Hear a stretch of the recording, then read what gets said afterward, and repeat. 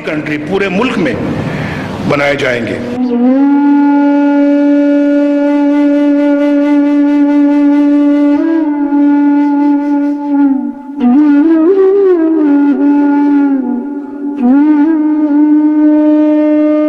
हुक्मरानों के लिए खास तौर पे सोचने वाली चीजें हैं ये। सबसे पहले आगे जाके इसी चीज का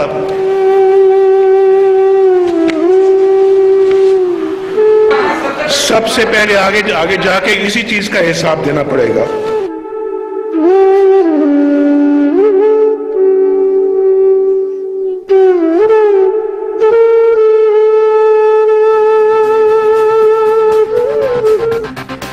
बिस्मिल्लाहिर्रहमानिर्रहीम। अस्सलाम वालेकुम नाज़रीन, आप तकरार हम देखना है, मैं इमरान खान हूँ।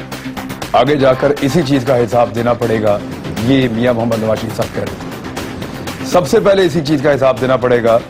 मियाँ साहब, आप बिल्कुल ठीक कह रहे थे। मैं आपको कुछ मुनाज़र दिखा रहा हूँ। आज आप सारा दिन टेलीविजन स्क्रीन पे देख रहे थे, सारे टीवी चैनल इसको दिखा रहे थे। इससे पहले जब हम बात करते थे तो ये हमें कहते थे आप तरक्की के दुश्मन हैं, आप पाकिस्तान को आगे बढ़ता हुआ नहीं देखना चाहते। ये है आपका आगे बढ़ता हुआ पाकिस्तान। एक माँ फर्श पे पड़ी है, ठंडे फर्श पे पड़ी है, उसको ड्रिप लगी है। मेडिकल साइंस के मुताबिक आप नहीं कर सकते हैं ऐसा एक मरीज के साथ, लेकिन यहां हो रहा है क्योंकि ये तरक्की करता हुआ पंजाब है, तरक्की करता हुआ सूबा है, तरक्की करता हुआ मुल्क है। यहां सड़कें बन रही हैं, मंसूबे लग रहे हैं, इसलिए इस औरत को जमीन पे लटा के ड्रिप लगाई। मैं थोड़ी सी आपको डिटेल बताऊं। ये कसूर से ताल्लुक था इस खातून का, ज़हरा बीबी का। इनके बच्चे इनको लेकर सुबह सुबह वहां कसूर से इसलिए आए कि वहां कोई अस्पताल इस औरत का इलाज नहीं कर पा रहा था, सहूलियात ही नहीं। वहां के डॉक्टर ने कहा ले जाओ लाहौर ले जाओ, जिस तरह हर जिले में होता है। जहां कोई औरत बीमार हो जाए, आदमी बीमार हो जाए, वो कहते हैं लाहौर ले जाओ वहां इलाज होगा, इस्लामाबाद ले जाओ वहां इलाज होगा। उनके अपने जिले में नहीं होता। वहां के अस्पतालों ने यहां भेजा, यहां पहले एक अस्पताल में धक्के खाए, उन्होंने निकाला दूसरे अस्पताल में भेजा, दूसरे अस्पताल में धक्के खाए, उन्होंने कहा तीसरे अस्पताल में जाओ, जिना अस्पताल में पहुंचे। ये वो अस्पताल है जिसको शहबाज शरीफ साहब कह रहे थे इसको state of the art hospital बनाएंगे, और ये बना है स्टेट ऑफ द आर्ट। जगह नहीं थी, बिस्तर नहीं था, तो इनको बाहर जमीन पे लटा के इनको ड्रिप लगाई गई ज़हरा बीबी को।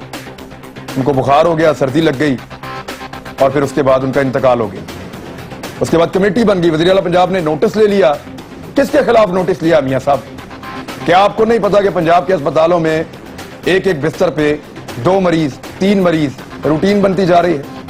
क्या आपको नहीं पता अगर इमरजेंसी कोई हो जाए किसी भी जिले में या किसी भी जगह पे, तो अस्पताल में मौजूद पहले से मरीजों को उठा के बाहर निकाल दिया जाता है कि आप घरों को जाएं, यहां पे इमरजेंसी हो गई है। शहबाज शरीफ साहब अस्पतालों के विजिट्स करने जाते हैं, लेकिन वहां पे उनको गंदगी नजर आती है, गंदी चादर नजर आती है, लेकिन उस चादर पे पड़े हुए 3-3 मरीज नजर नहीं आते, या उसके लिए बंदोबस्त कर दिया जाता है उनके जाने से पहले, या उनको पता ही नहीं है इन मामलात का। बात है क्या? हम ये नहीं कह रहे कि आपके मंसूबे गलत हैं। आपने मेट्रो बनाई, आपने ऑरेंज ट्रेन बनाई, 70 अरब का मंसूबा, 250 अरब का मंसूबा आप उस शहर में बना रहे हैं जहां एक औरत जमीन पे मर गई। ये वो शहर है जहां वजीर आला पंजाब रहते हैं, ये वो शहर है जहां वजीर आजम पाकिस्तान रहते हैं तीसरी मर्तबा, ये वो शहर है जहां पे अरबों रुपए की सड़कें बन रही हैं, ये वो शहर है जिसका बजट जनूबी पंजाब के बजट से ज्यादा क्लेम किया जाता है, ये वो शहर है जहां सारा का सारा फोकस है। और इस शहर के अंदर ऐसी सूरत हाल है कि एक औरत जमीन पे मर जाती है ड्रिप लगने की वजह से। Very unfortunate. इसकी जो बाकी वजूहात समझ आती हैं उनमें एक तो यह है कि यह अस्पताल इनका है ही नहीं। नए अस्पताल तो बनाना दरकिनार, पुराने अस्पतालों में सहूलियात नहीं है, और सहूलियात हों भी क्यों? ना कभी किसी वजीर आजम ने यहां से इलाज करवाना है, ना वजीर आला ने करवाना है, ना वफाकी वज़रा ने इलाज करवाना है, ना सूबाई वज़रा ने कराना, ना ब्यूरोक्रेट्स ने कराना, ना शराफिया ने, ना मैंने। हम लोग तो जाते ही नहीं अस्पतालों में। हम तो जाएंगे प्राइवेट अस्पतालों में, अफोर्ड कर सकते हैं, हम तो जाएंगे बैरून मुल्क, वहां जाके अपना इलाज करवाएंगे, यहां पे अपना इलाज नहीं करवाएंगे। एक शहबाज शरीफ साहब ने कल की मीटिंग में एक जुमला कहा था कि दर्द दिल के लिए पैदा किया इंसान को, और फिर शहबाज शरीफ साहब के जो मीडिया सेल है उनको सांस ही नहीं आ रही थी हुकूमत पंजाब के मीडिया वाले बार बार फोन करके ये जरूर जुमला लगाएं अखबार के अंदर जी, इसकी एक छोटी सी खबर जरूर लगाएं कि उन्होंने ये जुमला बोला कि दर्द दिल के लिए पैदा किया इंसान को। तो हमने लगाया, अखबारों में छपा। आप आज का अखबार निकालें, सारे अखबारों में ये जुमला छपा है कि दर्द दिल के लिए पैदा किया इंसान को। ये मियां शहबाज शरीफ साहब कह रहे हैं। अब एक छोटा सा फैक्ट मैं आपको और बता दूं, फिर मैं मेहमानों का तारुफ करवाता हूं कि ये जिस अस्पताल में इंसिडेंट हुआ है ना, जहां वही साहब एमएस हैं जो उस वक्त लेडी वेलिंगटन अस्पताल के एमएस थे, जब वहां पे एक खातून ने एक बच्ची को सीढ़ियों पे जन्म दिया था अस्पताल में जगह ना होने की वजह से, उनको वहां मुअत्तल किया था। आपने बहुत गलत किया। अब यहां पे उनके साथ क्या करेंगे? कमेटी तो बन गई है, बल्कि कमेटी पड़ गई है यहां पे। मैं मेहमानों का तारुफ कराता हूं। हमारे जो लोग मौजूद हैं उनमें ख्वाजा सलमान रफीक साहब, मैं उनसे पहले बात करूंगा क्योंकि यहाँ पे जिम्मेदार हैं, वो हेल्थ के हवाले से मिनिस्टर हैं पंजाब में, हमारे साथ ऑडियो पे मौजूद होंगे, उनसे बात करेंगे। अली अहमद कुर्स साहब हमारे साथ सीनियर लॉयर मौजूद हैं कराची स्टूडियो से, बड़ी मेहरबानी आपकी। सैयदा शैला रज़ा साहिबा डिप्टी अपोजिशन लीडर हैं, डिप्टी स्पीकर हैं, ये गलत लिखा यार आपने, डिप्टी स्पीकर हैं सिंध असेंबली में। बहुत शुक्रिया आपका ज्वाइन करने के लिए पाकिस्तान पीपल्स पार्टी से। Doctor Musaddiq Malik sahab, adviser to prime minister of Pakistan, Islamabad studio में मौजूद हैं। अली मोहम्मद खान साहब, पाकिस्तान तहरीक इंसाफ और वो मेंबर कौमी असेंबली हैं, इस्लामाबाद में मौजूद हैं। बहुत शुक्रिया आपका। सबसे पहले ख्वाजा सलमान रफीक साहब, मुझे ये बताएं कि क्या वजीर आला पंजाब को आप लोगों ने बताया कभी कि अस्पतालों के बिस्तरों के ऊपर 2 या 3 मरीज भी होते हैं और जगह कम है, मरीज ज्यादा हैं? ये आगाह किया आपने उनको कभी, या उनको पता है इस बात का? नहीं, तो मैंने सारी बात बिल्कुल सुनी है और जिन जज्बात का इजहार कर रहे हैं, मेरे भी अपने ही जज्बात के इजहार हैं।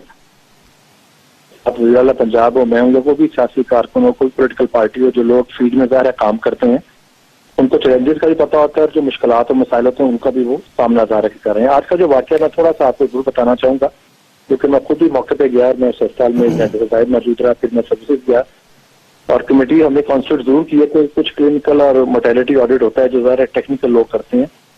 खातून जब रात 3 बजे तशरीफ लाई थी, उनको इमरजेंसी वाली बात पर दाखिल किया गया था। मैं आपको जरा पूरी उसकी डिटेल बताऊंगा। और वो रीनल फेलियर की और कार्डिक उनको अरेस्ट था और पीएचसी में चूंकि वो गई थी, पीएचसी एक सुपर स्पेशलिटी है, में सिर्फ कार्डिक होता है, रीनल को डील किया जाता है, जो ज़ाहिर इनको फिर जना में या सर्विस में रेफर किया गया। जहाँ तक सर्विस अस्पताल का ताल्लुक है, वहाँ मैं फिर खुद गया था, वहाँ पे अभी तक खातून का रिकॉर्ड नहीं मिला, चूंकि कमेटी जो है लवाकिन का भी पूरा उनसे भी इनका बयान ले गया। उनके मुताबिक उन्होंने लेने से इनकार कर दिया था।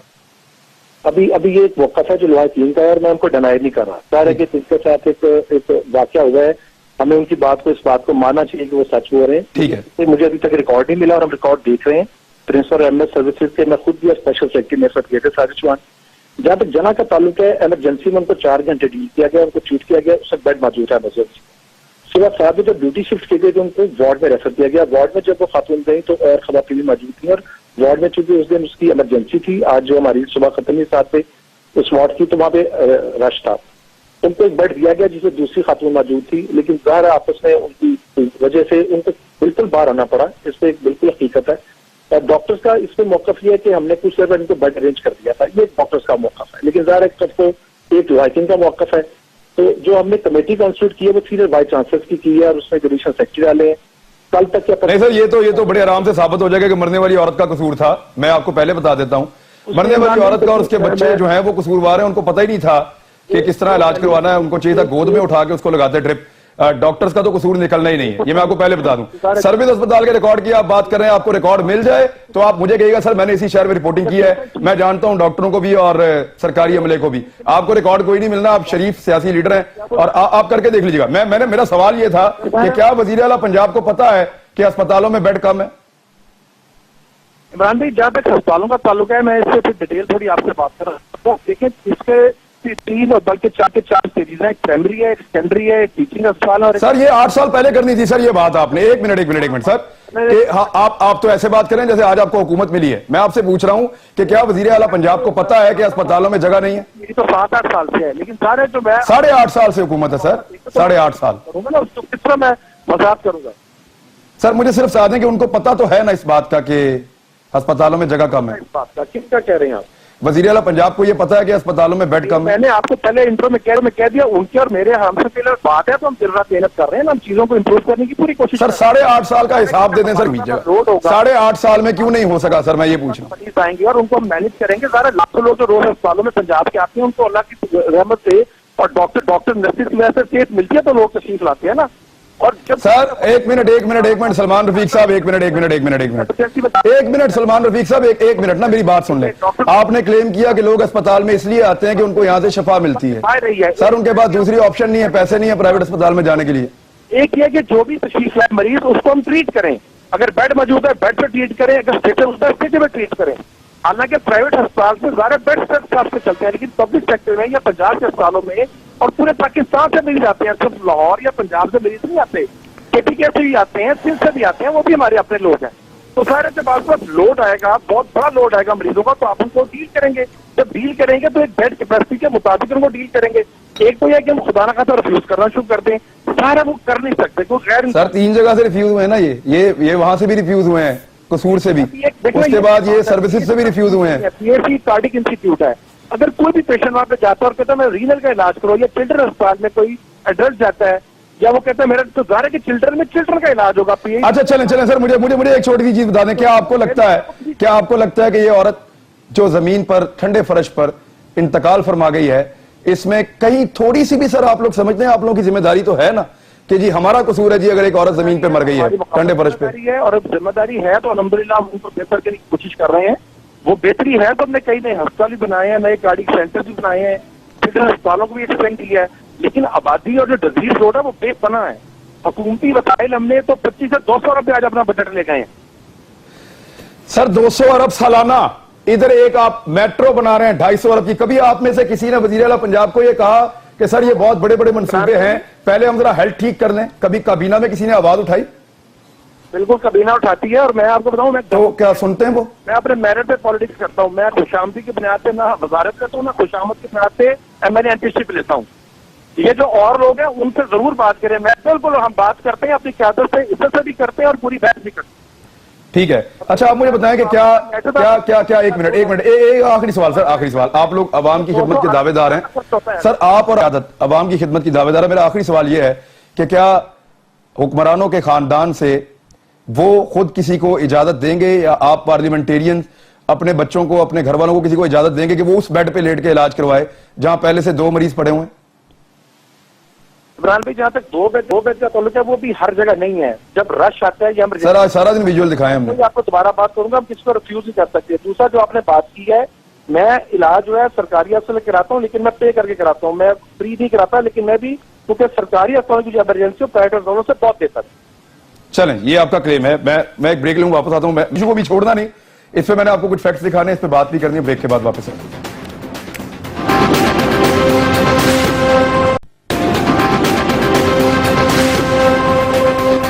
वेलकम बैक नाजरीन। मेरे तमाम मेहमानों को इंतजार करना पड़ा, मैं माजरत चाहता हूं। वो इशू एक ऐसा है जिस पे मुझे हुकूमत पंजाब के जो हेल्थ मिनिस्टर है उनसे बात करनी थी, सलमान रफीक साहब से।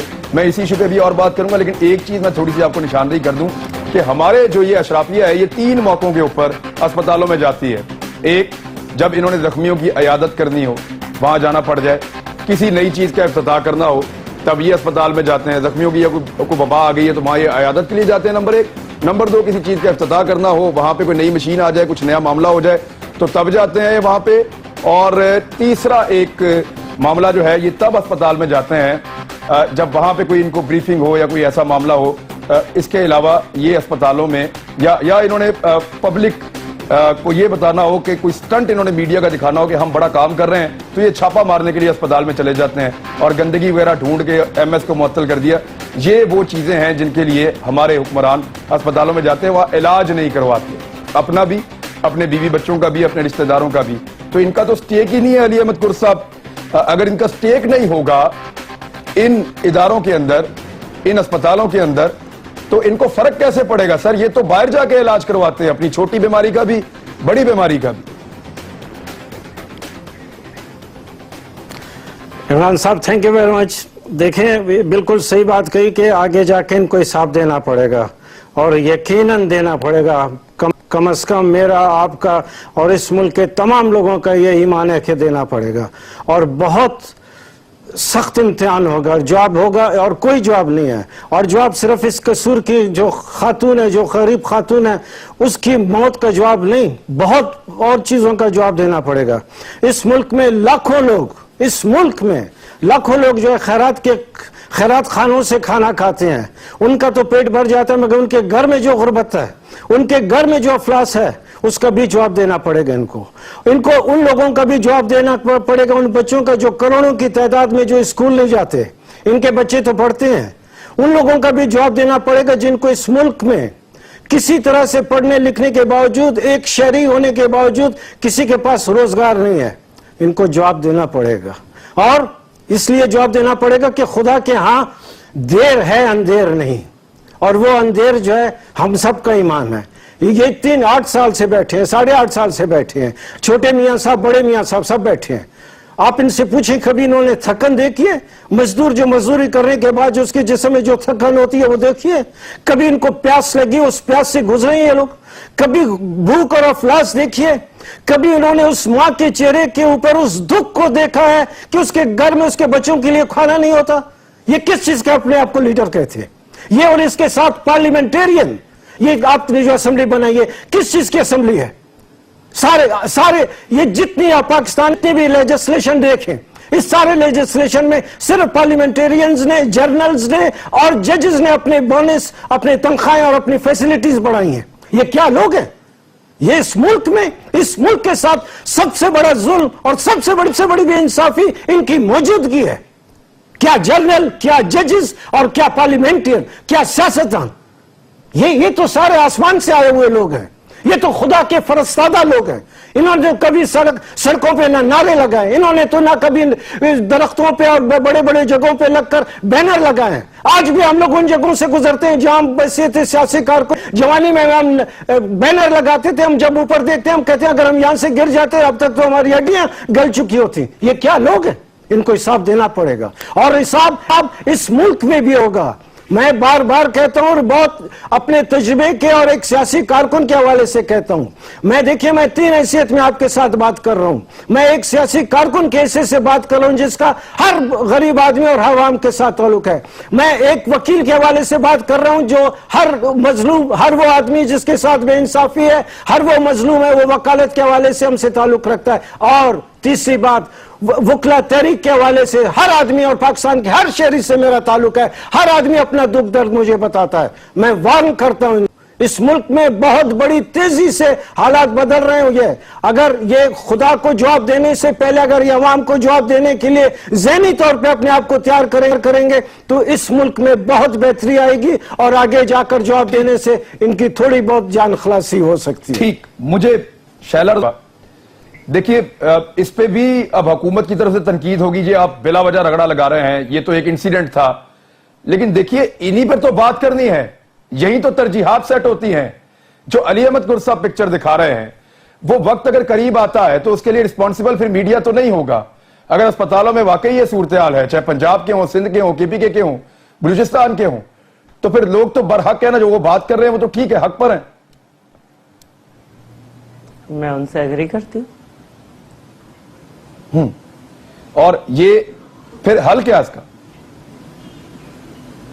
हाँ, तरजीहात जो हैं उसको देखना होगा, और हमारे हुक्मरान बहरहाल पूरी दुनिया में घूमते फिरते हैं और वहाँ पे उनके लिए ये बातें होती। कोई भी हुक्मरान हो, मैं बिल्कुल एक बात कर रही हूँ क्योंकि मैं खुद जो है वो जाती हूँ, आम हॉस्पिटल्स में भी, जिना में भी जाती हूँ, सब में भी, और हालात तो बहुत बुरे हैं और तरजीहात जो हैं वो सेट नहीं की हुई हैं, और हालात को सही करना पड़ेगा तरजीहात को देखते हुए।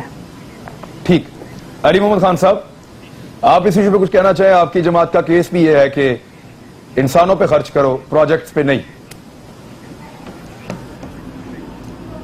बिस्मिल्लाहिर्रहमानिर्रहीम। इमरान साहब बहुत शुक्रिया।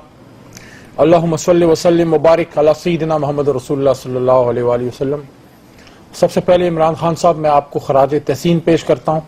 आपने इस टॉपिक को चुना और आपने बड़े दर्द दिल से इस पे बात की, और मेरा दिल गवाही देता है कि आपने किसी भी बुग़्ज़ माविया में ये काम नहीं किया। नहीं नहीं, एक चीज मैं आपको क्लियर कर दूं, एक second sir, hold down sir, मैं एक चीज आपको क्लियर कर दूं, एक चीज मैं आपको क्लियर कर दूं कि ख्वाजा सलमान रफीक साहब, मैं ये कहता हूं, ख्वाजा सलमान रफीक साहब मेरे लिए वो बड़े भाइयों की तरह है, बड़े शफीक हैं, मेरा उनसे बहुत अच्छा ताल्लुक है जाती तौर पे, लेकिन ये मामला एक माँ का, एक गरीब माँ का मामला है। या अगर डंडी मारूंगा तो मियां साहब ने हमें बताया थोड़ी देर पहले कि ऊपर जाके हिसाब देना पड़ेगा। जी अली मोहम्मद खान साहब। इमरान साहब, मैं दोबारा खराज तहसीन पेश करता हूं और मैं आपको दावत देता हूं और मैं आपके इस प्रोग्राम की वसातत से पाकिस्तान के तमाम बड़े मीडिया हाउसेस को रिक्वेस्ट करता हूं कि आप सबसे पहले पख्तूनख्वा से स्टार्ट करें और हर सूबे के बड़े बड़े अस्पतालों में, और सिर्फ शहरों के नहीं बाकी पेरिफेरीज के अस्पतालों का भी दौरा करें और देखें, और इससे तकाबली जायजे को छोड़ें, लेकिन ये देखें कि जब आपका कैमरा जाएगा तो बेहतरी आएगी। मैं ये समझता हूं कि ये जो हुआ है ये बहुत दुख की बात है और मैं इस बात से एग्री करता हूं, और कुर्द साहब ने जिस दर्द से बात की है वो दर्द वो उसमें कुछ जज्बाती बातें भी की हैं। मैं सिर्फ कुर्द साहब को इतना कह दूं, कुर्द साहब, कि सारे पार्लियामेंटेरियंस गलत नहीं है। हाँ, जिन लोगों के हाथ में इख्तियार है वो अवाम पे खर्च नहीं कर रहे।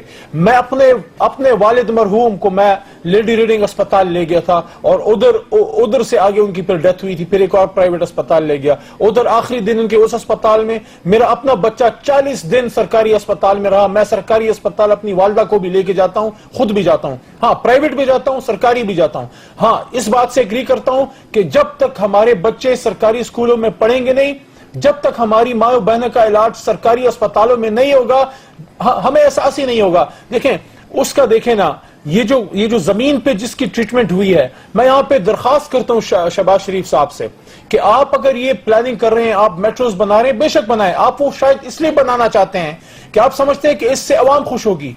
मैं ये समझता हूं कि सबसे ज्यादा, क्योंकि मैं इमरान खान साहब, मैं जब से पास हुआ हूं तो मेरे हाथ में और कुछ हो ना हो, मैं एक काम जरूर करता हूं कि हर इतवार को मैं अपने हुजरे में खुली कचहरी लगाता हूं, और यकीन कीजिए सबसे ज्यादा केसेस जो हैं वो हेल्थ रिलेटेड आते हैं। गरीब को सबसे ज्यादा एजुकेशन जो है ना, एजुकेशन का रिजल्ट भी देर में आता है। अस्पताल का मसला यह है कि वो तो 1 मिनट की बात है, या इधर या उधर। अस्पताल में रिलीफ्स बड़ी कम है पाकिस्तान में। पख्तूनख्वा के हवाले से मैं सिर्फ इतना कहूंगा कि कोशिश कर रहे हैं कि कुछ बेहतरी आए। 38 अरब रुपए हमारा जो है तकरीबन 10% के लगभग बनता है, वो किया है। कोई 1,10,000 कम से कम तनख्वाह हर डॉक्टर को मिलती है, तकरीबन 3 गुना ज्यादा है पंजाब से। उसके साथ अभी आपने जब बात की शहराम तरक्की से, मेरी बात हुई, शहराम तरक्की हमारे हेल्थ मिनिस्टर हैं, उन्होंने मुझे बताया कि जब से वो आए हैं तकरीबन 3,100 के करीब वो डॉक्टर्स नए ले चुके हैं और वो 4,000 तक ले जाने का प्रोग्राम उसके लिए बना है। मैं समझता हूं ये कुछ फैक्ट्स एंड फिगर्स हैं, मैं और उस पर नहीं जाता, लेकिन मैं सिर्फ इतना कहूंगा कि चारों सूबों के जो लीडरान हैं वो रोड से, ब्रिजेस से, चाहे हमारा सूबा हो चाहे किसी का, मैं इसको पॉलिटिकल रंग नहीं देना चाहता, लेकिन मैं ये जरूर कहूंगा कि बेशक आप जो हैं वो चाहते हैं कि आपका इलाज बेहतर से बेहतर अस्पताल में हो, आप नहीं करना चाहते ना करें सरकारी अस्पताल में, लेकिन अवाम पे आप इन्वेस्ट करें। और देखें ये कितना बड़ा जुल्म है, कितना बड़ा जुल्म है कि कसूर जैसा कस्बा जो कि पंजाब के इतने नजदीक लाहौर के नहीं है, वहां पे बड़े अस्पताल क्यों नहीं है? या गुजरावाला जो लाहौर के करीब है, गुजरावाला का पेशेंट क्यों लाहौर जाता है? या इसी तरह देखें, इसी तरह पख्तूनख्वा में भी होगा, मैं ये नहीं कहता, मेरे मर्दान से पेशेंट कभी कभार वो उसको भेज देते हैं पेशावर, लेकिन उसी तरह सिंध में भी है और यही हाल बलोचिस्तान में है। तो we are not investing in our people, simple in that. ठीक है, मैं एक ब्रेक ले लूं, क्योंकि पीएमएलएन का मौकिफ जो है वो हम ख्वाजा सलमान रफीक साहब से ले रहे थे, मुसद्दिक मलिक साहब की, क्योंकि वहां पे गवर्नमेंट ऑफ पंजाब, फिर उनकी एक्सपर्टीज वो अलग है, तो हमने इसलिए उनका टाइम भी उधर शिफ्ट हो गया। मैं वापस आता हूं, तो मुसद्दिक मलिक साहब अगर इस पे कमेंट करना चाहें, तरजीहात पे बात करना चाहें, क्योंकि उनकी जमात का मौकिफ आ गया है, तरजीहात पे बात करना चाहें तो वो ब्रेक के बाद कर सकते हैं। लेकिन मुझे पनामा इशू के ऊपर बात करनी है। इमरान खान साहब ने कहा नए सबूत हैं जो अब हम लेकर जाएंगे सुप्रीम कोर्ट में। उनके नए सबूत किस नौयत के होंगे, उनसे क्या तहलका मचेगा, इसके ऊपर हम बात करेंगे। चीफ जस्टिस साहब जो हैं वो अब बेंच का हिस्सा नहीं होंगे, 2 नए जज साहिबान जो हैं वो शामिल हो रहे हैं अब, और इससे क्या केस के ऊपर क्या फर्क पड़ेगा, इससे अली अहमद कुर्सा बताएंगे। एक ब्रेक के बाद आते हैं, फिर बात करते हैं।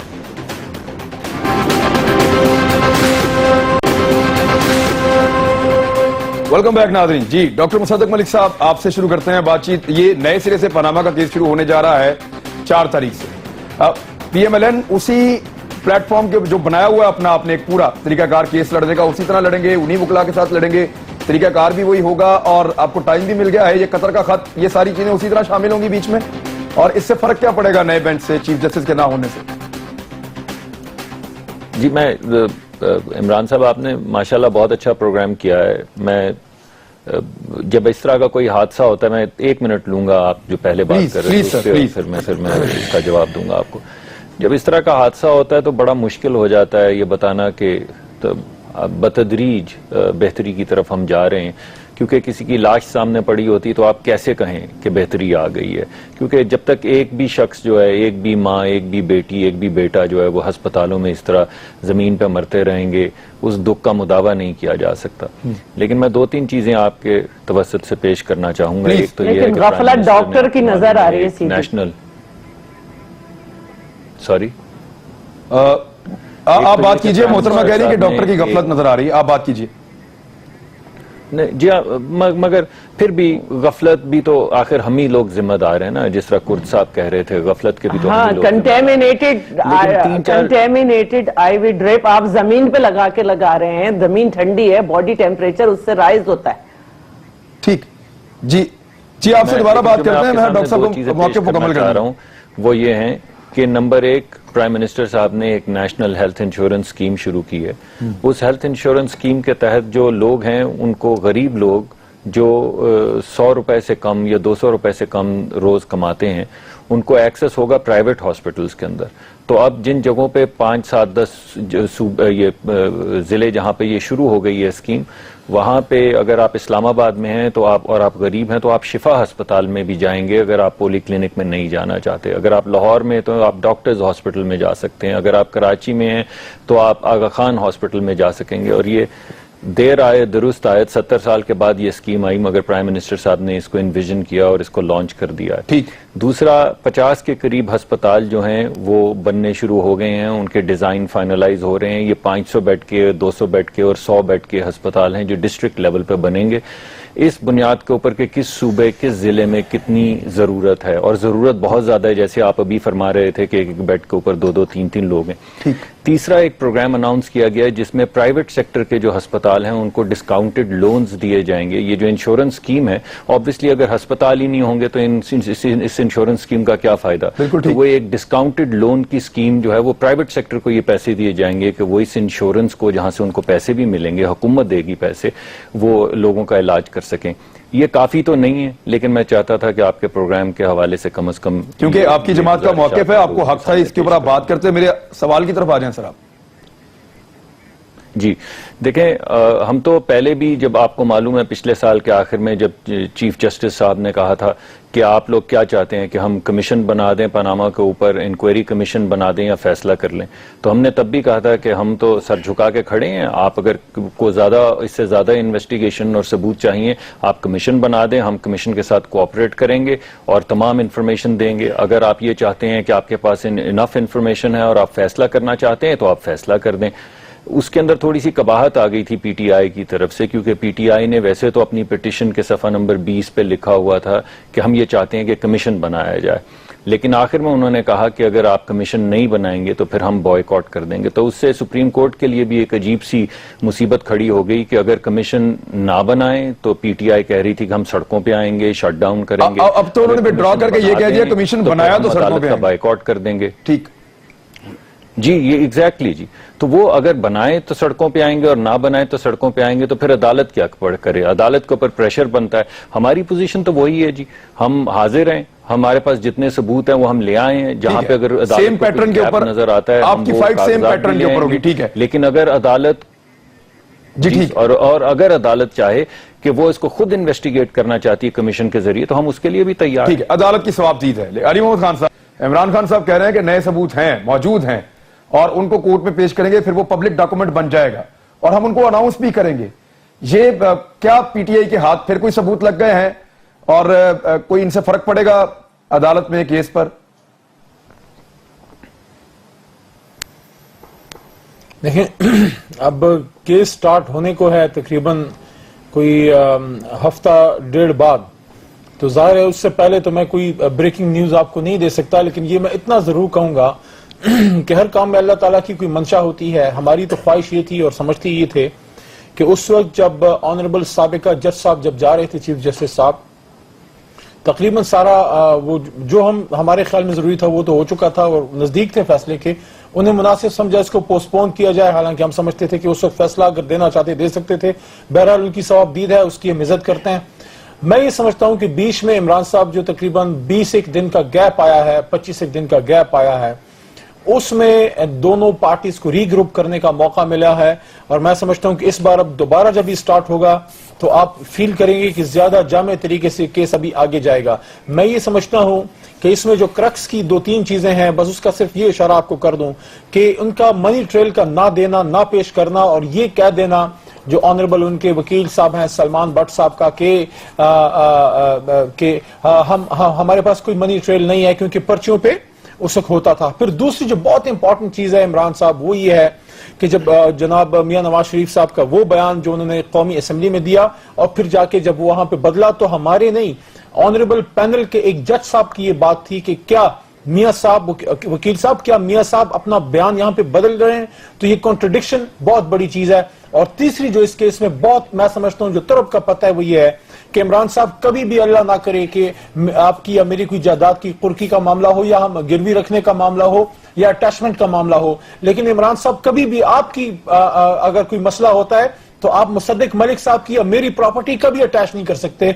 तो वो जो वहां पे लंदन में हाई कोर्ट का जो फैसला था, क्वींस कोर्ट का, उसमें जो शहबाज शरीफ साहब का, उनकी फैमिली का, अब्बास साहब का, मरहूम का नाम आया है, तो वो प्रॉपर्टी इनकी थी तो अटैच हुई ना, किसी और की तो नहीं हो सकती। उस वक्त तो कतरी का जिक्र तक नहीं था। फिर कतरी शहजादे का खत, कतरी शहजादे का पेश ना होना, हियर से एविडेंस, अदालत का कहना कि हियर से एविडेंस की कोई हैसियत नहीं है। तो मैं समझता हूं very weak footing. Let's see what happens. और सबूत आप कोर्ट में ही देंगे, और सबूत आप कोर्ट में ही देंगे जो नए हैं इंशाल्लाह। ठीक है। शैलरदा साहिबा, आप पहले दिन से मुखालिफ हैं कि अदालत में ना लेकर जाओ इस मसले को, इसका हल नहीं निकलेगा। को क्या लगता है कि खान साहब के पास फिर नए सबूत हैं, फिर नया बेंच है, अब के हालात बदलेंगे? क्योंकि आप तो अब सड़कों पे आने का फैसला कर रहे हैं। देखिए, बात यह है कि सुप्रीम कोर्ट जो है उसमें अब तक जो कुछ साबित हुआ था उसके हिसाब से ये बात थी कि वो जो इनके दोनों फ्लैट्स हैं वो उनकी मिल्कियत का इन्होंने एक्सेप्ट कर लिया। और जब इन्होंने मिल्कियत एक्सेप्ट कर ली तो अब जो सबूत देने का टाइम था वो इनका टाइम था PMLN का।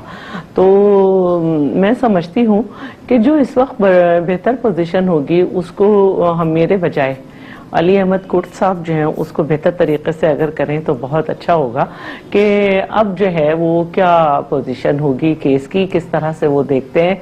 हम तो देख ही रहे हैं और बाकी ये है कि हमारा जो काम है वो लेजिस्लेशन करना है। केस ये ले गए हैं जो हमने कहा था पहले, वो हम उस पर कायम है कि सुप्रीम कोर्ट में नहीं जाना चाहिए था इस तरह। लेकिन अब हमारी ये ख्वाहिश है कि हमारी असेंबली का काम लेजिस्लेशन करना है। तो मियां साहब अगर ये समझते हैं कि वो बिल्कुल बेकसूर हैं, उनका ख़ानदान बिल्कुल बेकसूर है, और चौधरी निसार अगर ये समझते हैं जो वो कहते हैं कि बीबी साहिबा का भी नाम है ऑफशोर्स कंपनी में, तो पीपल्स पार्टी का बनाया हुआ बिल जो है वो नेशनल असेंबली से पास करा दें और मियां साहब के फैमिली के बजाय पहले बीबी साहिबा से शुरू करें। तो हम वहीं पे खड़े हैं कि हमारा बिल पास कर दें। बड़ी ऑफर है। मैं एक अली अहमद कुर्द साहब, आपसे मैंने 2 चीजें पूछनी है जो भी नुक्ते उठाए हैं मेहमानों ने। एक तो ये कि इंक्वायरी बिल पर कानून साजी की गैर मौजूदगी में अदालत किस तरीके से इस मामले को आगे बढ़ा सकती है। दूसरा, क्या तरीके इंसाफ को यह मामला अदालत में ले जाना चाहिए था, इसके ऊपर राजी होना चाहिए था, या यहां गलती हुई है जो पाकिस्तान पीपल्स पार्टी का मौक़िफ़ है। मैं एक ब्रेक के बाद आपके सामने रखता हूं, हमारे साथ रहिए।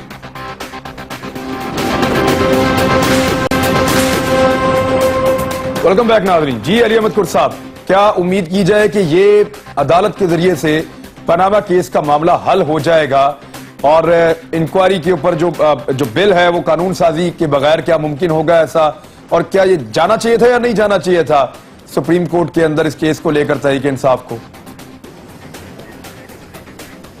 इमरान साहब, मैं इस पनामा लीक्स के हवाले से, पेपर्स के हवाले से बहुत बोल चुका हूं और शुरू से पहले दिन से मेरी राय ये थी कि ये जो भी पार्टी गई है, चले मैं नाम ले लेता हूं तहरीक इंसाफ, एक देखें एक ये सियासी जमात है और इस मुल्क में आवाम की सियासत करने की दावेदार है।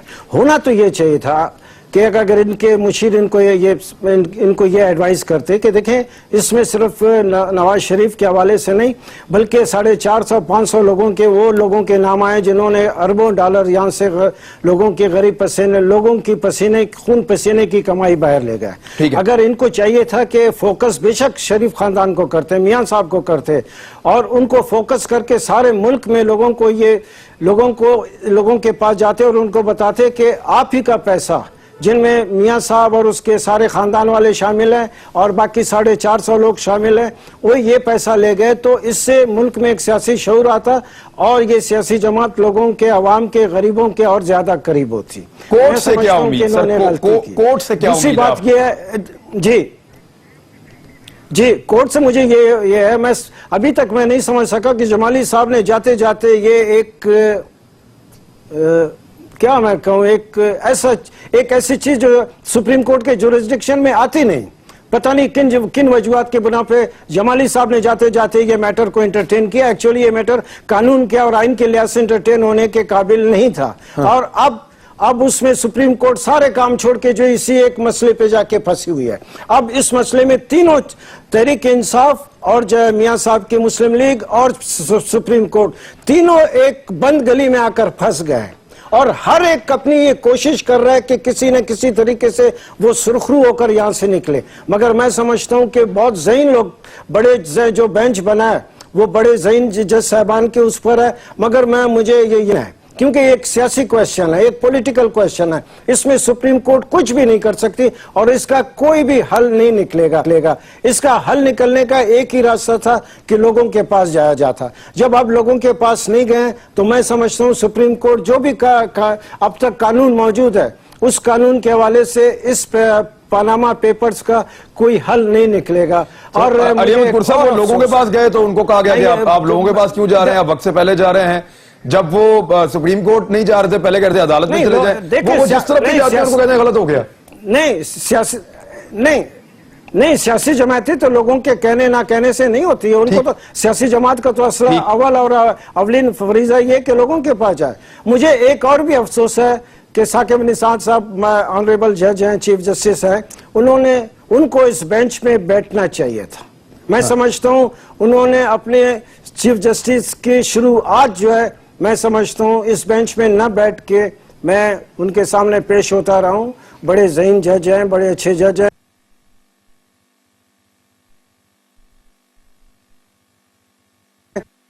तो सोचना चाहिए कि उन्होंने गलती की। उनके बैठने से आपकी राय में सुप्रीम कोर्ट को एक ताकत मिलती, सुप्रीम कोर्ट को एक गिरे। हालांकि कोसो साहब और बहुत ज्यादा ज़हीन और बहुत ज्यादा खूबसूरत आदमी, अच्छे जज हैं, मगर मैं समझता हूँ चीफ जस्टिस का इस बेंच में बैठना ज्यादा अच्छा था और सुप्रीम कोर्ट के हक में ज्यादा साबित हो। ठीक, ये आपकी राय है। लेकिन अभी मुसद्दक मलिक साहब, ये बड़ा क्लियर, जितने भी लॉ एक्सपर्ट्स हैं वो कह रहे हैं कोर्ट कर नहीं पाएगी, पॉसिबल नहीं है। लेजिस्लेशन होने वाली है, अगर कोर्ट से आपने करवाना है तो, या कमीशन बनाना है तब भी आपको वापस पार्लियामेंट में जाना पड़ेगा। सर, पार्लियामेंट में कंसेंसस कैसे हो sir? How is it possible? नहीं, मैं पहले जरा एक दो चीजों का जवाब देना चाहता हूं। देखिए, सबसे पहले अली भाई ने बोला, अली मोहम्मद भाई ने कहा कि कॉन्ट्रडिक्शंस हैं वजीर आजम के बयान में, और मैं आप पे वाजे करना चाहता हूं और अवाम पे भी कि प्राइम मिनिस्टर के बयान के अंदर कोई कॉन्ट्रडिक्शन नहीं है। प्राइम मिनिस्टर ने एक अमूमी बयान दिया था जिसमें उन्होंने कहा था कि पाकिस्तान से कोई पैसा नहीं गया। उन्होंने अदालत में भी कहा पाकिस्तान से कोई पैसा नहीं गया। उन्होंने कहा पैसा जो हमें मिला था, हमने एक मिल लगाई थी दुबई में, फ्लोर पे कहा, यही बात उन्होंने कोर्ट के अंदर कही कि हमने वहां पे मिल लगाई थी। मिल के कागजात जमा करवा दिए हैं जिसमें जमीन भी दिखाई गई है और वो लोन्स भी दिखाए गए हैं जो 2 मुख्तलिफ बैंकों से लिए गए थे जिसके जरिए मिल जो है वो बनी थी। उसके बाद उन्होंने वहां पे भी कहा कि हमने मिल बेची, हमें पैसे मिले। अगरचे पीटीआई कह रही है कि एक मिल जो नुकसान में जा रही थी, आपको कैसे पैसे मिल गए? उन्होंने अदालत में भी यही कहा कि हमने मिल बेची और हमें $3.5 मिलियन डॉलर। इस मियां साहब के स्टेटमेंट को मियां साहब के वकील ने कहा कि ये सियासी बयान था जजेस के सामने।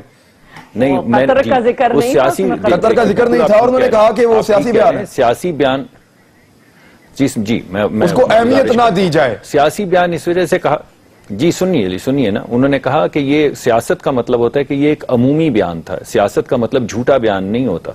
जो हम सारे लोग जो सियासत करते हैं, हम क्या झूठ बोलते हैं सारा दिन? जी शैलरदा साहिबा होता एक अमूमी बयान था। एक सेकंड दीजिएगा, टाइम थोड़ा मेरे पास, जरा तफसीलात, एक सेकंड सिर्फ, मैं बहुत जल्द, सिर्फ 30 सेकंड्स में कंक्लूड कर दूंगा। देखिए, उन्होंने कहा, सिर्फ ये नहीं कहा, और ये कहा कि ये हैं वो वसाइल, आप बेशक क्लिप चला लीजिए, जिनसे हमने लंदन के फ्लैट खरीदे और हमने जद्दा की मिल लगाई। उन्होंने भी कहा जो ये है वो वसाइल, ये तो कहा था लेकिन कतर का जिक्र नहीं किया था।